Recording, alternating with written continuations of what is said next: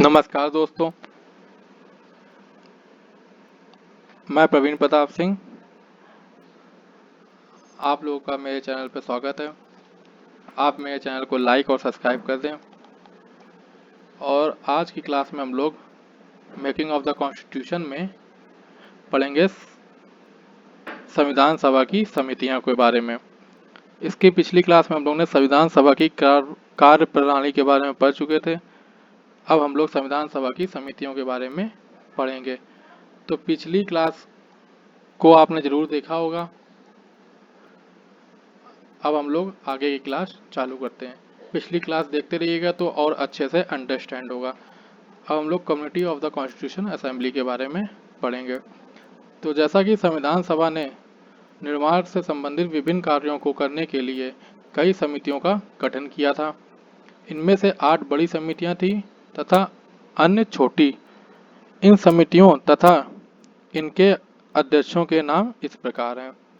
ठीक है, तो जैसे 8 जो बड़ी समितियां थीं, उनमें सबसे पहले अध्यक्ष जो थे, वो पहली जो समिति थी वो यूनियन पावर कमेटी थी, जिसके अध्यक्ष जवाहरलाल नेहरू थे।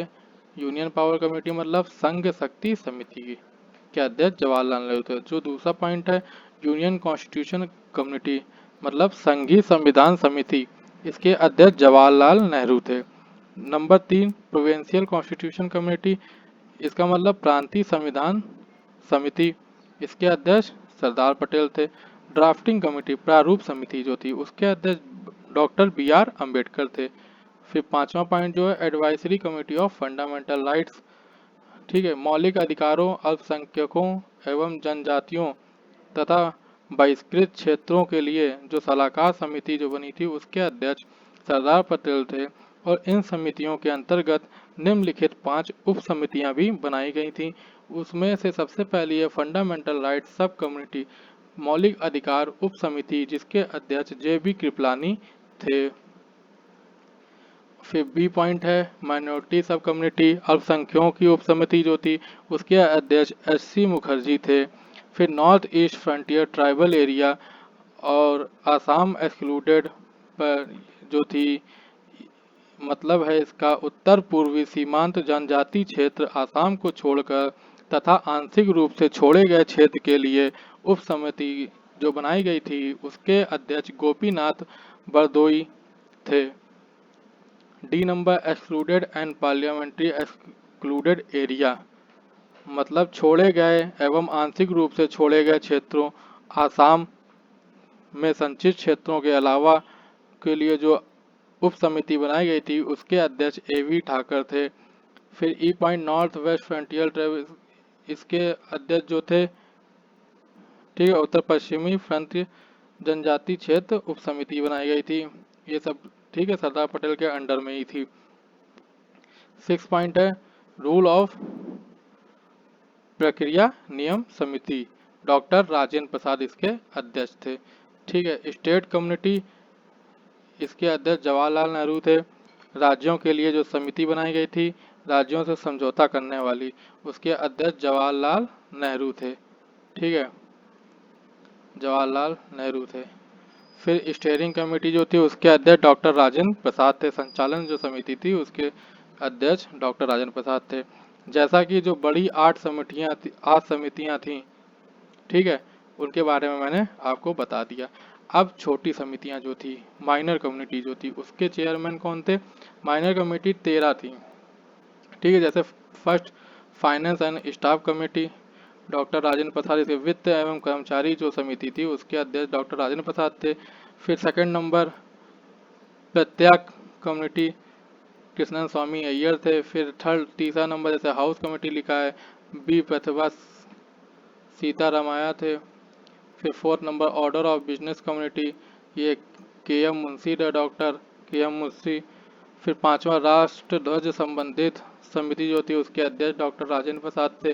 फिर 6 number community on the function constitution assembly, GV Malvekar थे इसके अध्यक्ष। HOC community of the supreme court, इसके अध्यक्ष S वृद्धाचारी थे, जो कि असेंबली मेंबर नहीं थे, संविधान सभा के मेंबर नहीं थे। ठीक है। 8वां number community on chief commissioner provinces B Pattabhi Sitaramayya थे। एक्सपर्ट कम्युनिटी फाइनेंस प्रोविजन, इसके नलिनी रंजन सरकार थी। एक्सपर्ट कमेटी मतलब संघीय संविधान की वित्तीय प्रावधानों संबंधित समिति के जो अध्यक्ष थे उसका नाम था नलिनी रंजन सरकार, जो कि सभा के सदस्य नहीं थे। ठीक है। 10 नंबर जो है वो भाषाई प्रांत आयोग थे, डॉक्टर SK डार थे, जो कि सभा के सदस्य नहीं थे।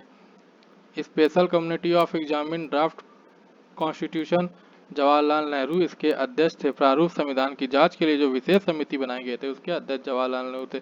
12 नंबर क्या है, प्रेस दीर्घा समिति जो थी वो उसके अध्यक्ष उषा नाथ सेन थे। फिर 13 नंबर नागरिकता पर समिति जो बनाई गई थी उसके अध्यक्ष S वरदाचारी थे, जो कि संविधान सभा के मेंबर नहीं थे। ठीक है। अब ड्राफ्टिंग कमेटी के बारे में, प्रारूप समिति के बारे में पढ़ेंगे। वो छोटी समितियों में 13 पॉइंट थे जो कि मैंने बता दिया आपको। अब प्रारूप समिति ड्राफ्टिंग कमेटी में संविधान सभा की सभी समितियां में सबसे ज्यादा महत्वपूर्ण प्रारूप समिति थी।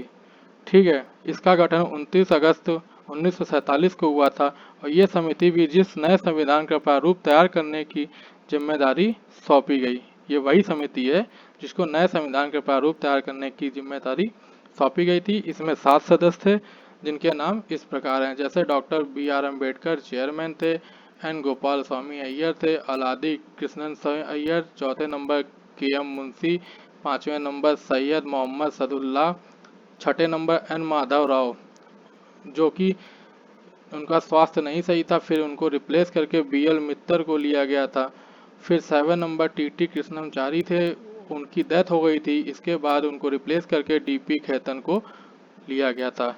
ठीक है। 1948 में उनकी डेथ हो गई थी, फिर उनकी जगह पे DP खेतन को लिया गया था। ठीक है। अब जो प्रारूप समिति ने भारत के संविधान का पहला जो प्रारूप तैयार कर लिया था और इसको फरवरी 1948 को पब्लिश किया गया, प्रकाशित किया गया फरवरी 1948 को। ठीक है। इस प्रारूप पर चर्चा करने और संशोधन का प्रस्ताव देने के लिए 8 माह का समय मांगा गया था। 8 मई मंथ का समय मांगा गया था, लेकिन 1948 में 6 मंथ में ही इसको प्रिपेयर कर लिया गया। 141 दिन में की चर्चा जो हुई थी, कुल बैठक जो हुई थी वो 141 दिन की हुई थी, जिसमें 6 महीने से भी कम समय लगा था और इसका प्रारूप तैयार कर लिया गया था। ठीक है। ड्राफ्टिंग कमेटी में इतना ही पॉइंट है।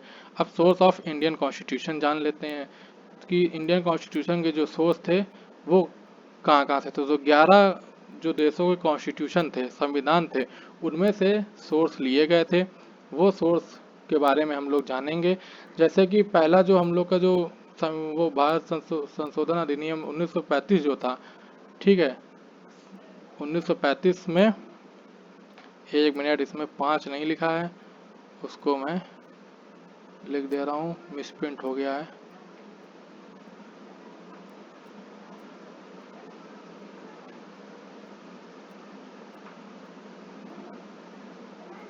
(1935) ठीक है। इसमें फेडरल गवर्नमेंट सिस्टम था और द पोस्ट ऑफ गवर्नर था का सिस्टम था, पोस्ट ऑफ गवर्नर का सिस्टम था।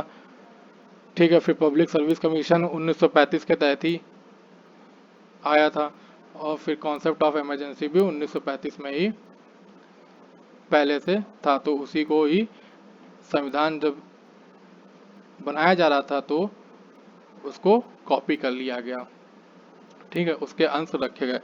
और फिर USA का सेकंड नंबर, USA कॉन्स्टिट्यूशन से फंडामेंटल राइट और क्या क्या सोर्स थे, फंडामेंटल राइट्स और इंडिपेंडेंट जुडिशरी, फिर जुडिशरी रिव्यू, फिर इक्वल प्रोटेक्शन, सबके समानता का, समान प्रोटेक्शन का अधिकार, फ्रॉम लॉ मतलब लॉ के, फिर मतलब कानून सबके लिए एक समान होना चाहिए।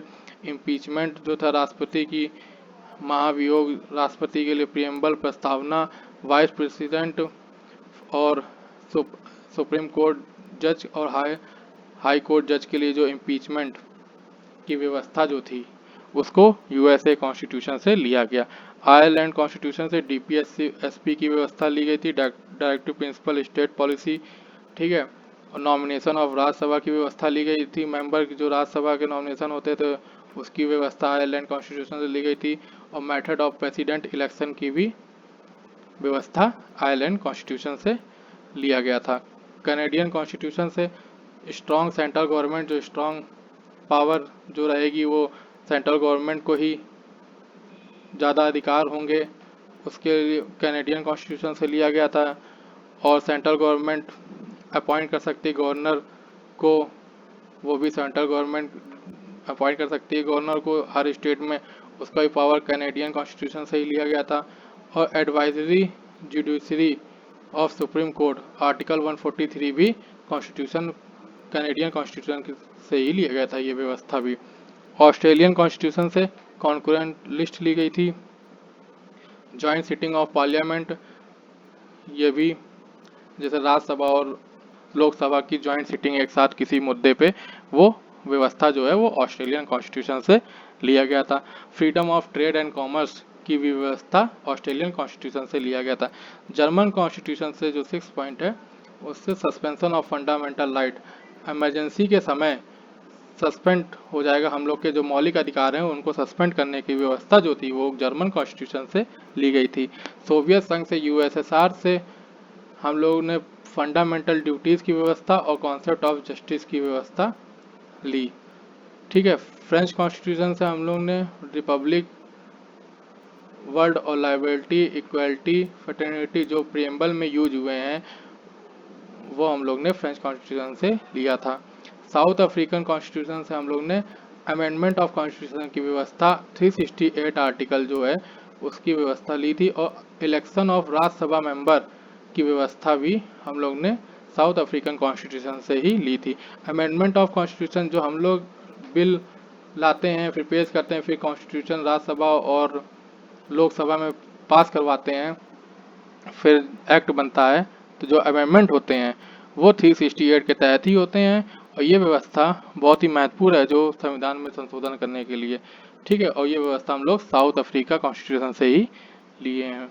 ठीक है, जापानीज कॉन्स्टिट्यूशन से हम लोग ने प्रोसीडिंग इस्टेब्लिश बाय लॉ लिया है, और ब्रिटिश कॉन्स्टिट्यूशन से पार्लियामेंट सिस्टम, सिंगल सिटीजनशिप, एकल सिंगल सिटीजनशिप की व्यवस्था, और द्विसदनीय व्यवस्था, बिकैमरलिज्म, और कैबिनेट सिस्टम की व्यवस्था, कैबिनेट मंत्री जो है उसकी, और रिट्स दायर करने की व्यवस्था, सुप्रीम कोर्ट में रिट दायर की जाती है, हाई कोर्ट में भी कुछ रिट दायर की जाती है, उसकी व्यवस्था भी हम लोगों ने ब्रिटिश कॉन्स्टिट्यूशन से ही ली है। ये सब जो हैं वो आगे हम लोग पढ़ेंगे इन सब चीज़ों के बारे में, और अधिक जानकारी आगे हम लोग प्राप्त करेंगे। ठीक है, तो केवल अभी आपको केवल ये जानना है इसमें कि क्या कौन कौन सी व्यवस्था हम लोगों ने किस किस देश के कॉन्स्टिट्यूशन से लिया है। ठीक है, बाकी और अधिक जानकारी आपको आगे की क्लास में दे दी जाएगी, मिल जाएगी।